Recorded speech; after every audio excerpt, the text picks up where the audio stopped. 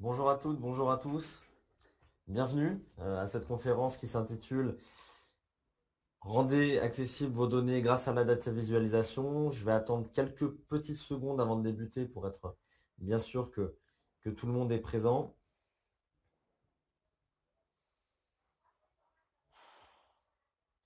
Donc, je m'appelle Jérémy Jantet, je suis responsable commercial et marketing chez Sphinx. On est éditeur de logiciels d'enquête et d'analyse de données et on est également institut d'études depuis maintenant 35 ans. On est basé en France. Et l'objectif aujourd'hui, ça va être donc de vous parler pendant environ 35 minutes du thème de la data visualisation. Je vais garder quelques questions pour la fin. Donc n'hésitez pas via le chat à en poser si vous le souhaitez. Voilà, je répondrai à la fin de manière orale. Je vais donc vous partager mon écran pour vous montrer le support évidemment qui est prévu.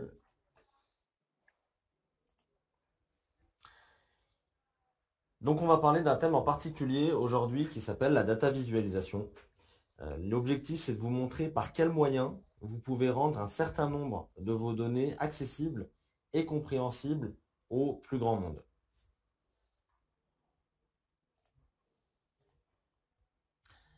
Alors, quatre parties vont jalonner, on va dire, cette présentation. La première, ça va être une explication sur l'intérêt de la data vise. Qu'est-ce que ça signifie? En quoi c'est un élément important? On va s'attarder ensuite sur les bonnes pratiques quand on utilise la data visualisation. Et je vous montrerai un exemple concret après avec un dashboard. Et puis pour terminer, je vous présenterai en quelques minutes rapidement un outil qui est dédié à la statistique, à la data vise et au reporting.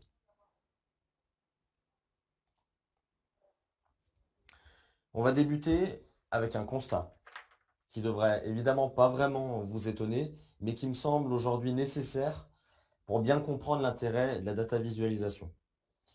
Toutes les entreprises, peu importe leur secteur d'activité, collectent aujourd'hui des données qui sont issues de différentes sources, comme des enquêtes par exemple, comme des données commerciales ou des avis clients. Parfois, ça peut être avec des volumes qui sont importants. Et on peut voir que ces volumes ont vraiment une tendance à augmenter d'année en année. J'imagine d'ailleurs que c'est le cas pour certains d'entre vous, voire pour l'ensemble d'entre vous. Vous avez des bases de données aujourd'hui chez vous qui sont indépendantes, qui sont dans différents formats, et vous avez besoin de les traiter, vous avez besoin de les regrouper pour que ces bases se transforment finalement en indicateurs qui sont pertinents et qui vont pouvoir vous servir par la suite. Ces données que vous avez, elles sont souvent complexes et il n'y a pas grand monde finalement pour réussir à les traiter. Alors hormis évidemment les experts de la data, de la statistique, parce que finalement, elle demande d'importantes opérations de traitement et de mise en forme et que ce n'est pas possible pour tout le monde d'avoir ces compétences de traitement et de mise en forme. En plus de ça, il faut souvent être équipé de plusieurs outils pour l'analyse statistique, pour la mise en forme, pour le partage.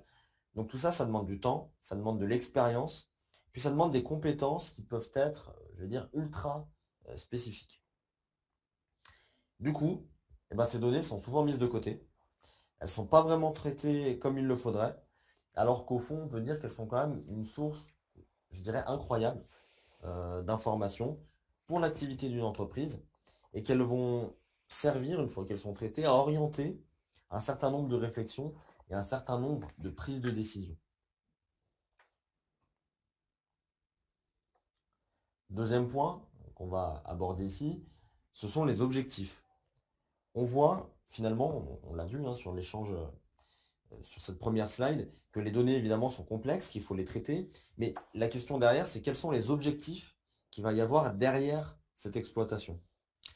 Si on veut que ces données soient pertinentes pour l'ensemble des acteurs de l'entreprise, il faut absolument les rendre digestes, il faut les rendre accessibles, il faut les rendre compréhensibles pour tous. Pour qu'elles aient un vrai impact, il faut les rendre compréhensibles pour les managers, mais aussi pour les employés, finalement pour des profils, pour tout type de profil. L'enjeu, donc, ça va être de les démocratiser, ça va être de les vulgariser, ça va être de les rendre compréhensibles en un clin d'œil. Et ça peut marcher que grâce à des représentations qui sont claires, des représentations qui sont synthétiques. Après, il faut aussi inciter votre public à vouloir consulter ces résultats, bien évidemment. Donc pour ça, il faut l'impliquer. Il faut lui proposer un contenu qui va être innovant dans la forme. Et ça passe notamment par du dynamisme. Ça va passer par de l'interactivité. Et puis, ça va passer aussi par des visuels qui sont adaptés par une consultation ludique. Il faut vraiment donner envie à votre cible de consulter des résultats. Et puis, l'autre objectif, c'est évidemment, il faut que ces efforts de simplification, ils permettent à ceux aussi qui analysent les résultats, pas à ceux qui les consultent, de gagner du temps. Pour gagner du temps, le mieux, c'est de créer un seul et unique rapport. Peu importe finalement le nombre de cibles que vous allez avoir. Et ça passe souvent par des fonctions de reporting, notamment, avec la possibilité que chaque cible, chaque profil différent puisse accéder à des résultats qui sont filtrés grâce à des identifiants qui sont personnalisés. Donc chaque cible, chaque profil, tout le monde accède au même rapport, mais chaque profil, grâce à des identifiants, accède uniquement aux résultats qui les concernent. Donc c'est un gain de temps pour la personne qui crée les rapports, puis un gain de temps évidemment pour celui qui les consulte, puisqu'il a accès non pas à tout un tas de résultats qui ne le concernent pas, mais à l'ensemble des résultats qui le concernent. Donc finalement, si je résume grossièrement, il faut un moyen pour synthétiser l'information. Il faut trouver un moyen pour la rendre accessible à tous via des présentations modernes, dynamiques, tout en permettant au chargé d'études ou à celui qui fait les analyses de gagner du temps. Et du coup, le moyen, la technique qui convient bien dans ces cas-là, pas de surprise vu le titre et le sujet de notre conférence, c'est la data visualisation. Alors comment est-ce qu'on peut définir au mieux le terme de la data visualisation? La data vise, c'est l'art de rendre compréhensible des multitudes de données par des représentations qui sont visuelles, qui sont dynamiques et qui sont accessibles à tous. C'est aussi synthétiser, c'est faire parler les données afin de faciliter la prise de décision grâce à des indicateurs et à des dashboards interactifs. Donc cette définition, elle répond bien, je dirais, au constat qu'on vient de décrire. Elle répond aux objectifs principaux. Alors évidemment, c'est la définition, c'est la théorie. Pour réussir une bonne data vise, c'est comme pour tout, il va falloir suivre un certain nombre de bonnes pratiques. Ce que je vous propose sur la deuxième partie de cette présentation, c'est de vous montrer les bonnes pratiques, en tout cas une partie des bonnes pratiques qui correspondent à la data visualisation.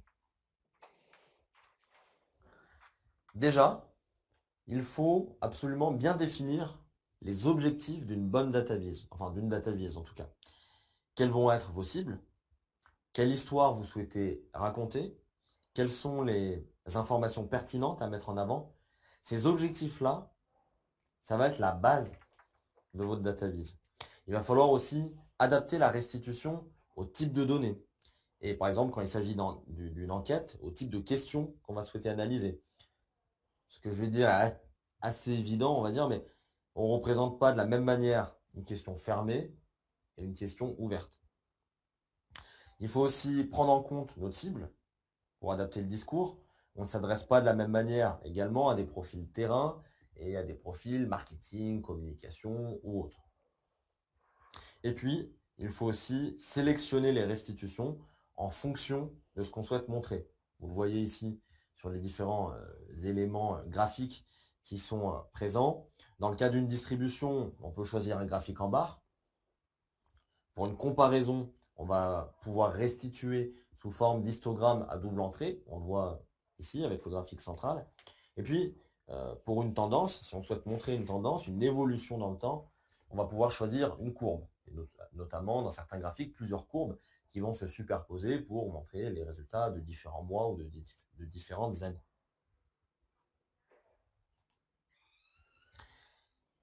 Et puis, l'autre question qu'on peut se poser en termes de bonne pratique, c'est du coup comment mettre en valeur les données. Le premier élément, c'est les couleurs. On va essayer d'opter pour une palette de couleurs systématiquement qui va être restreinte, avec des tons qui sont proches, évidemment des tons qui sont complémentaires. Généralement, soit on va nuancer des résultats avec des couleurs similaires, soit alors on va faire l'inverse, on va marquer une différence avec des couleurs qui sont opposées. Si vous n'êtes pas à l'aise sur cet aspect-là, j'en suis le premier exemple, vous avez des outils comme Adobe Color par exemple, qui permettent de montrer les couleurs qui peuvent matcher ensemble. Donc vous pouvez vraiment, vous appuyer sur ces éléments-là pour pouvoir construire des reportings qui sont beaux visuellement et qui sont cohérents. Le choix de la typographie est aussi très important pour pouvoir présenter un contenu qui soit lisible.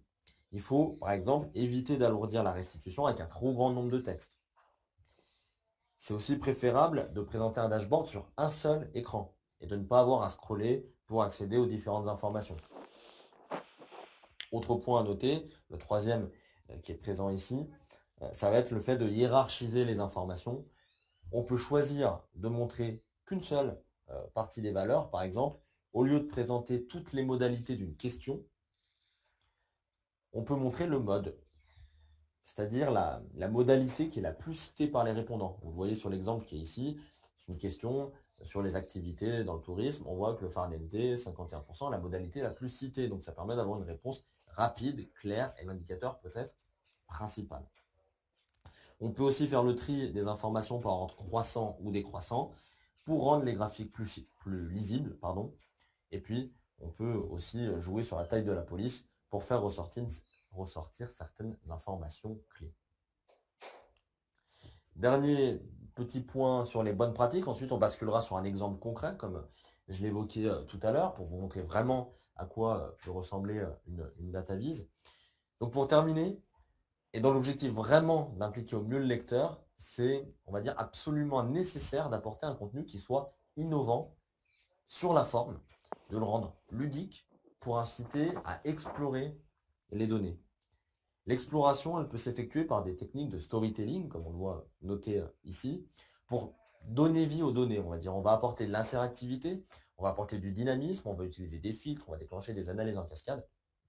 Tout ça pour vraiment apporter de l'interactivité, donner envie de consulter les résultats et j'ai envie de dire presque de s'amuser dans la compréhension des résultats. Alors tous ces éléments, ils ont plutôt trait au design, mais il n'empêche que la clarté de l'information, elle doit toujours être plus importante que la beauté de votre reporting. Il est préférable de présenter qu'un message par écran pour éviter de diluer l'information. Par exemple, dans un contexte RH, si vous avez des informations liées au pilotage des effectifs, liées aux rémunérations, elles doivent être absolument séparées, de ne pas être sur un même écran, de ne pas être sur une même vue, sinon on va perdre en lisibilité évidemment de l'information. Donc la clarté, elle passe par ça, elle passe aussi par le respect d'un schéma de lecture. On lit très souvent des pages, des éléments en Z, comme c'est le cas sur le petit exemple que vous voyez ici. C'est donc un élément qui est à prendre en compte dans la construction de votre reporting. Voilà, donc maintenant qu'on a évoqué les bonnes pratiques, je vais vous montrer un exemple concret de restitution qui utilise la data vise. Évidemment, ça va être une restitution qui est en ligne, puisqu'on va vouloir jouer sur les aspects de dynamisme et d'interactivité qu'on vient d'évoquer pendant une bonne partie de la présentation. Donc, ce serait dommage de passer à côté de ça. Donc, je vais vous montrer un exemple. Alors, c'est une enquête exemple qu'on a faite, qui est liée au tourisme lacustre, donc aux touristes qui se rendent à proximité des lacs. On est sur une plateforme qui peut être modifiée graphiquement selon vos besoins.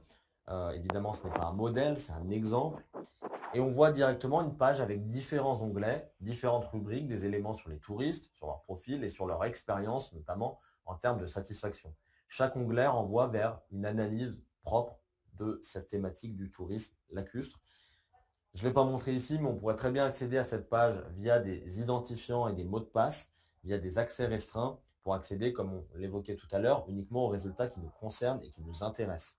Donc on peut créer un seul dashboard pour plusieurs cibles. Par exemple, j'en sais rien, on veut communiquer auprès d'une cible nationale, une cible régionale, une cible locale. On crée un seul rapport pour toutes ces cibles-là, mais grâce à ces accès restreints, ils peuvent accéder aux résultats qui les concernent et ça permet à tout le monde, évidemment, de gagner du temps. Et je vais cliquer sur la première vue, qui est la vue du profil des touristes. On voit tout d'abord qu'il n'y a que quelques indicateurs et qui sont tous sur un même thème. Ce thème, c'est évidemment le profil. On est sur une cohérence en termes de couleur, une couleur plutôt bleue avec des nuances qui sont similaires, comme on l'évoquait, Vous avez un seul message sur l'écran, vous n'avez pas besoin de scroller pour accéder aux différentes analyses, donc ce qui est facile en termes d'ergonomie. Vous avez des indicateurs clairs aussi avec un nombre restreint d'informations. On a essayé aussi de vous présenter un rapport où vous n'allez pas avoir des multitudes évidemment de graphiques, de tableaux qui dilueraient finalement l'information, qui la rendraient difficile à comprendre. Là, on le voit, on est sur une vue générale, on voit que le profil des touristes, c'est plutôt des touristes de plus de 40 ans. Alors, en CSP, en catégorie socio-professionnelle, qui peuvent être retraités, employés, ou d'autres catégories, qui vont plutôt chez de la famille, chez des amis pour être hébergés. C'est plutôt des Britanniques, d'ailleurs, qui répondent. Alors, sur les Français, on est plutôt sur des Français qui vivent dans le sud de la France, on a 20% qui sont en Occitanie. Et puis, nos touristes ont tendance à apprécier le farniente, la baignade et la promenade à pied. Et puis, ils pratiquent un peu moins le vol à voile, le canoë-kayak ou l'équitation. Maintenant, moi, ce qui va m'intéresser, c'est d'explorer les données. Donc ça, c'est des données générales, mais j'aimerais en connaître plus, par exemple, j'en sais rien, sur les plus de 40 ans. Eh bien, je peux cliquer sur mon graphique sur les plus de 40 ans. Toutes mes données vont être filtrées en fonction de cette cible-là. Donc les plus de 40 ans, principalement, sont des retraités. Donc bon, il faut dire que les plus de 40 ans, c'est assez large. Ils sont logés de manière assez équivalente entre la location et l'hôtel. Donc il y a déjà un petit peu plus de moyens, hein, on voit. C'est plutôt des Britanniques, pareil, qui viennent du sud de la France, en tout cas ceux qui sont français, et puis qui vont privilégier le farniente, la promenade à pied, la baignade et beaucoup moins le rafting ou par exemple le canoë-kayak. Et puis pour aller un peu plus loin, aussi, ce qui m'intéresserait, c'est de savoir les plus de 40 ans en région Rhône-Alpes, par exemple, quels sont leurs résultats. Et au-delà de savoir quels sont leurs résultats, on a une question ouverte dans notre enquête qui est, en quelques mots ou quelques phrases, partagez votre expérience et vos impressions sur votre séjour. Donc j'ai envie de savoir qu'est-ce qu'ils disent finalement mes quadragénaires qui sont en Rhône-Alpes. Bon, on a assez peu de réponses, on en a 9, hein. C'est un exemple. On voit qu'ils parlent du lac, on voit qu'ils parlent du pédalo, du restaurant, de choses apaisantes. Si je clique sur le lac, on voit que ma liste de verbatim sur la droite est filtrée et on voit qu'on parle d'un joli lac avec de nombreuses activités, et que la balade hebdomadaire autour du lac, du charmant lac, est le plus sûr moyen de se ressourcer. On voit un petit peu des infos sur le profil. Donc voilà, c'est comme ça, ces éléments-là d'interactivité, de dynamisme, de storytelling que j'évoquais tout à l'heure, on les voit ici. C'est-à-dire qu'on a une vue générale, en peu de clics, on peut accéder à des résultats qui nous concernent et on se les approprie facilement parce que c'est vraiment les principaux résultats qui sont présents ici et qui sont accessibles surtout à tout le monde parce que ce sont des éléments compréhensibles même pour ceux qui ne maîtrisent pas forcément les statistiques. Les dépenses par profil, autre vue que je peux vous présenter, on a un certain nombre d'indicateurs au centre, la dépense totale moyenne, la dépense totale minimum, la dépense totale maximum, les dépenses par hébergement. Et là aussi, de manière tout à fait ludique, je vais pouvoir aller filtrer ces indicateurs via mes catégories qui sont sur la gauche, par exemple. Je vais vouloir m'intéresser à ceux qui vont à l'hôtel, par exemple. On voit qu'ils ont une dépense totale moyenne qui est importante, hein, et puis une dépense totale maximum pour celui qui dépense le plus, bien plus importante. Et concernant l'hébergement, on voit également la différence avec la moyenne. On voit que la moyenne, elle est de 716 €. Et bien, la moyenne pour l'ensemble de nos touristes en termes de dépenses d'hébergement est 716 €. Pour ceux qui vont à l'hôtel, elle est de 1700 € quasiment, donc beaucoup plus importante. Pareil, pour ceux qui vont au restaurant, il y a une différence qui est assez importante.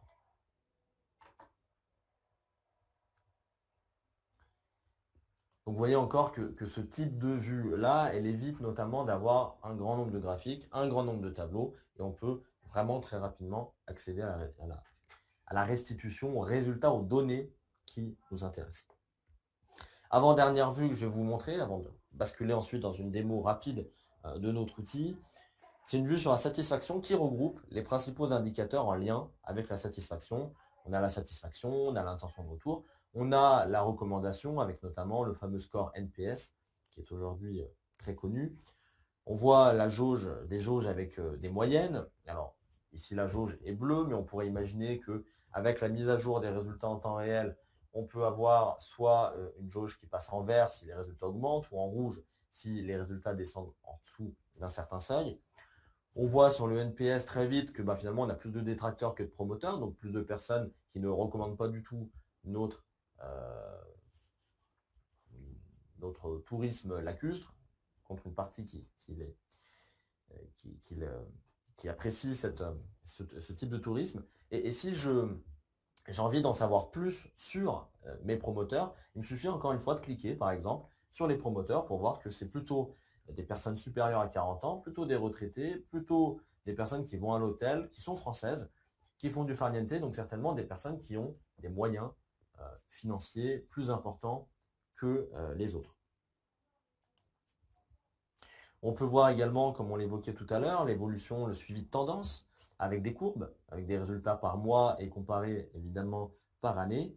Et puis, on a des analyses plus avancées, des analyses vraiment d'aide à la décision, pardon, comme la matrice importance-performance, qui permet de voir très rapidement quels sont les critères sur lesquels votre entreprise doit progresser en se basant notamment sur la satisfaction client et sur l'importance que représente chaque critère pour eux. Donc là, on voit très bien que les points forts, ça va être l'eau et le soleil, le fait de voir du monde, etc. Par contre, que dans le tourisme lacustre, a priori à Annecy, comme l'enquête est plutôt sur le tourisme sur Annecy, on voit que le sport et les activités organisées, c'est pas terrible et il faudrait pouvoir améliorer cette partie-là qui est importante pour nos clients, mais sur lesquels on n'est pas suffisamment performant. Et puis, dernier point, ça va être une vue, on va dire, verbatim. C'est-à-dire que, comme je vous l'ai dit tout à l'heure, on l'a un peu entreaperçu en regardant le profil des plus de 40 ans qui habitaient en Rhône-Alpes. On a une question ouverte, on a envie de savoir un peu ce qui se dit.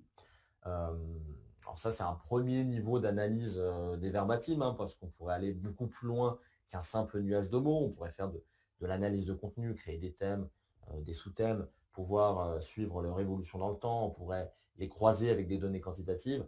Là, on est vraiment sur une représentation de premier niveau, simple, et on voit qu'évidemment, l'impression sur le séjour, ce qui revient le plus, c'est le lac, c'est des éléments magnifiques, c'est les balades, c'est le soleil, c'est la baignade. Évidemment, plus le mot apparaît en gros, plus il est cité. On voit le nombre d'occurrences ici. Et par exemple, si on clique sur lac, on voit encore une fois dans quel contexte ces éléments ont été définis. Chaque mot est lématisé, il y a un processus de lématisation. Par conséquent, tous les verbes sont à la forme infinitive, les noms, les adjectifs sont à la forme masculin singulier. Voilà ce que je voulais vous présenter sur ce dashboard-là, qui est, à mon avis, un bon exemple du DataVis. Il est rapide à consulter, il présente les principaux résultats. Chacun peut se les approprier en explorant ce qui l'intéresse, en utilisant des effets de scénarisation, par exemple. Il respecte bien les bonnes pratiques en termes de design. Il est accessible à tout type de profil et il reste assez rapide à créer. Du coup, sur les prochaines minutes qui restent et avant de vous présenter, de répondre à vos différentes questions surtout, je vous propose de vous montrer une solution qui a permis de créer justement ces tableaux de bord sur le tourisme lacustre. Cette solution, elle s'appelle DataViv by Sphinx. C'est un outil qui est unique parce qu'il regroupe la statistique, la data visualisation et le reporting. Grosso modo, vous allez importer vos données, vous les analysez, vous les mettez en forme et vous les partagez de manière dynamique et interactive dans une seule interface avec le résultat qu'on a pu voir. Ça vous permet d'éviter de jongler entre différentes solutions qui sont spécialisées dans une seule étape à la fois, comme c'est souvent le cas aujourd'hui. Donc je rentre un identifiant et un mot de passe, j'arrive sur un ensemble de projets. Chaque projet est équivalent à une base de données qu'on a pu importer. J'ai plusieurs vues, je vais aller directement sur une vue existante que vous allez très vite reconnaître puisque c'est celle sur laquelle on a travaillé. Donc là, vous avez accès à l'environnement de l'outil. Vous avez sur le bandeau du haut 3 onglets principaux, données, les données pour consulter les données, pour les mettre à jour, pour les importer. L'onglet analyse, qui est votre onglet pour analyser vos résultats et les mettre en forme. Et l'onglet reporting pour pouvoir les partager à travers une plateforme, notamment avec les onglets tels qu'on a pu le voir en début de présentation de l'exemple concret. Sur la gauche, vous avez l'ensemble des variables et des données de votre enquête. Sur la droite, vous avez les analyses disponibles, des analyses à plat, des analyses croisées, des analyses avancées. On a un certain nombre que vous pouvez consulter ici. Je ne vais pas évidemment toutes vous les présenter parce que le temps me manquerait. Je vous laisse les regarder rapidement. Les analyses textuelles et sémantiques, donc on est plutôt pour le coup sur du Kali, sur des nuages de mots, sur la codification, sur l'import de dictionnaires pour aller beaucoup plus loin, sur l'orientation des verbatims, et un certain nombre d'éléments qui ont plutôt trait au design pour pouvoir améliorer et designer votre rapport. Au centre, vous avez votre feuille de travail et évidemment un environnement qui sera visible ensuite pour les lecteurs dès que vous aurez publié et partagé votre rapport. Je vais créer un nouvel onglet pour vous montrer un petit peu ce qu'on peut faire aujourd'hui. Alors, par exemple, si on veut faire une analyse, on peut soit aller chercher dans les analyses présentes ici, soit faire du drag and drop. Je vais prendre ma variable, je la dépose sur la feuille de travail, sur mon environnement de travail. On voit tout de suite qu'il y a évidemment un style de rapport qui a été prédéfini, mais on voit déjà un type de graphique qui a été présenté, plutôt sous forme d'histogramme. On voit un certain nombre d'éléments ici qui sont présents et qui permettent d'en savoir un petit peu plus sur le taux de réponse, sur l'écart type. C'est des éléments statistiques qui sont intéressants pour nous. Et puis sur le bandeau de droite qui vient de s'afficher, on a la possibilité d'accéder à un certain nombre d'options. Le fait de présenter un tableau ou un graphique, le fait de pouvoir gérer les modalités, de choisir le graphique qu'on veut présenter, de pouvoir jouer sur les couleurs, de pouvoir accéder notamment à la mise en place de tests statistiques. Là, les commentaires automatiques, c'est ce qu'on voit ici. Un certain nombre d'éléments, en tout cas, qui vous permettent d'en savoir plus sur la pertinence de votre analyse. Et puis, on a aussi les scénarios qui nous permettent de déclencher ensuite, on le verra, des analyses, des filtres et, par exemple, des illustrations ou des analyses en cascade. Pour cette analyse-là, moi, ce qui m'intéresse, c'est par exemple voir simplement un indicateur. Alors, je vais par exemple enlever les commentaires automatiques parce que ce ne sera peut-être pas forcément pertinent pour ceux qui consulteront les résultats. Donc là, on voit que la moyenne est de 6,2. On le voit très rapidement. C'est la moyenne de cet indicateur de satisfaction. Je peux aussi le présenter sous forme de jauge, comme on le voit ici, et jouer sur les couleurs et définir des seuils, comme on l'évoquait, de se dire que si ma valeur moyenne est inférieure à 5, par exemple, on va être, ce qui n'est pas le cas ici, je pourrais le changer, bien sûr, mais en rouge, ou quand c'est supérieur à 7 ou 8 sur 10, elle serait par exemple en vert, ce qui permet d'avoir une évolution rapide et de comprendre très rapidement la tendance. Autre élément qu'on peut voir, un autre graphique simple, je vais prendre un graphique par genre, les hommes, les femmes. Hop, moi, ce qui m'intéresse là, c'est de faire ce qu'on appelle des images remplissables. Je vais faire quelque chose de plus visuel. Et je vais décider d'aller choisir des pictogrammes parce qu'on a toute une bibliothèque de pictogrammes et d'images qui sont disponibles. Hop, je vais choisir un visage d'homme, un visage de femme pour être évidemment le plus cohérent possible. Et on voit évidemment que plus l'image est remplie, plus évidemment le résultat est important. Et puis dernier point que je vais vous montrer, simplement pour vous montrer à quel point c'est facile de pouvoir faire des choses assez jolies et compréhensibles. Je vais vous montrer une analyse avancée, une matrice importance-performance, telle que celle qu'on a pu voir tout à l'heure. On va choisir les mêmes variables à analyser. C'était grosso modo, est-ce qu'il y a du soleil, est-ce que vous êtes content en termes de sport, en termes de contact, de club, etc., au niveau du repos, de la famille, sur votre lieu de villégiature. Je vais comparer à la satisfaction, puisque si vous vous souvenez bien, c'est là l'élément principal de comparaison et de corrélation. Je vais enlever le tableau et vous voyez tout de suite, il m'a fallu 3 clics, il m'a fallu 30 secondes pour faire cette analyse et de voir donc les résultats qu'on avait évoqués tout à l'heure. Ensuite, on a ces effets de scénarisation qu'on peut vous montrer et notamment se dire, ok, est-ce que les résultats varient selon si on est un homme ou si on est une femme? On va lancer un scénario de filtre. Hop, je filtre ces deux analyses-là. Ok, je clique sur les hommes et je vois les résultats qui évoluent quand on est un homme ou quand on est une femme. Voilà, l'idée c'était vraiment de vous montrer très rapidement la facilité qu'on pouvait avoir à réaliser ce type d'analyse. Si évidemment vous voulez en voir plus, puisque On est un peu limité par le temps, il ne faut pas hésiter à nous contacter. Je voulais vous montrer aussi la partie reporting avec voilà, les différentes rubriques, les différentes actions qui sont très simples à créer. Chaque onglet envoie vers une analyse qu'on a créée juste avant. Vous avez la possibilité de les partager et de choisir de créer des identifiants pour des profils différents. Et vous pouvez évidemment les diffuser derrière par mail pour donner accès au rapport et aux identifiants et mots de passe qu'on a proposés. Voilà ce que je voulais vous présenter à ce niveau-là.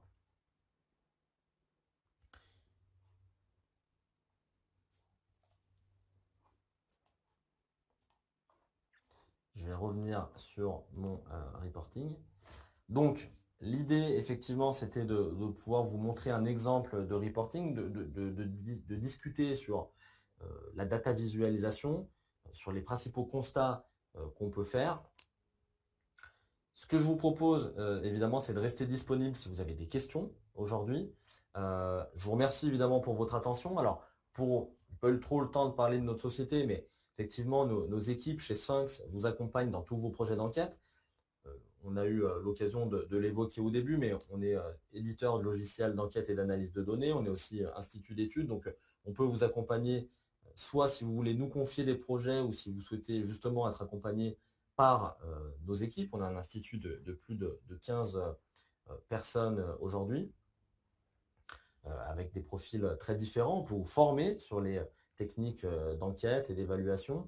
Et puis, on peut vous proposer des outils qui vous permettront justement de pouvoir internaliser ces projets, soit de gérer tout un projet d'enquête, de la conception du questionnaire en passant par la diffusion jusqu'à l'analyse des résultats, ou bien évidemment en ne travaillant que sur l'analyse des résultats avec un outil comme DataViv tel que celui qu'on a pu voir.